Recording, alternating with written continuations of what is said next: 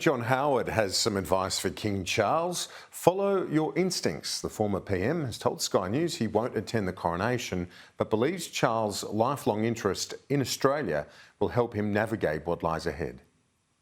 It's nicknamed the Pool Room, a chamber beside John Howard's office, festooned with memorabilia like diamonds in a crown.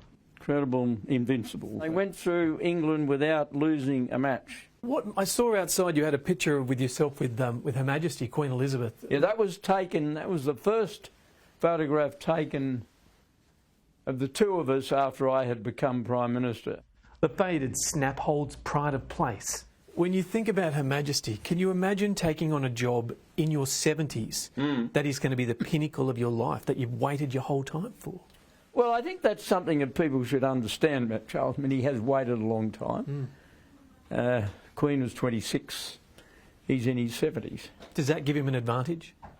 It gives him an advantage, but it's required of him extraordinary discipline, dedication, commitment, professionalism in the years that have gone before us. The 83-year-old was just 13 when King Charles's late mother, Queen Elizabeth II, was crowned at Westminster Abbey. He's seen three sovereigns, Charles, Elizabeth and George VI. The Abbey has been the setting of every coronation for almost 1,000 years, dating back to William the Conqueror.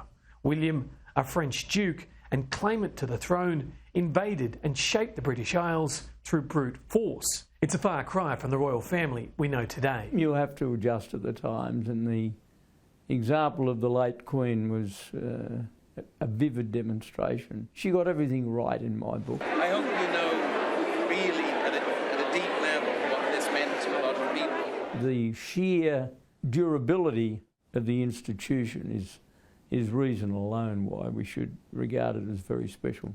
What's it like when you go through the gates at Windsor Castle? Windsor Castle is a great building.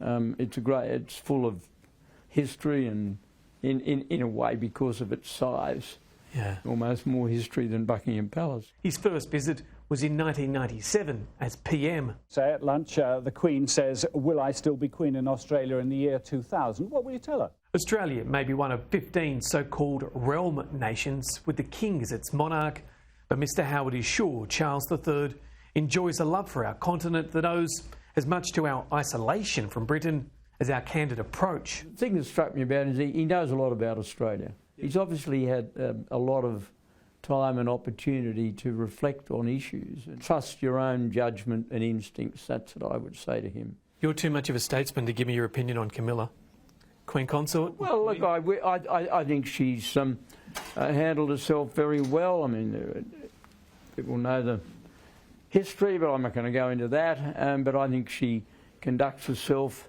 in a Queen Consort role with great dignity, a good sense of humour, and I think a lively appreciation of the importance of issues. The former PM remains a fervent fan of our constitutional monarchy, believing it is the ballast in a sea of constant change. It will endure for so long as people want it to endure. I suspect it will endure much longer than the cynics suggested. Whether it endures indefinitely, I don't know. People say to me, will we have a monarchy in 10 years' time? And I say to them, when you ask me in 10 years' time. That would see King Charles aged 84 and a new William ready to conquer the world stage. Jonathan Lee, Sky News.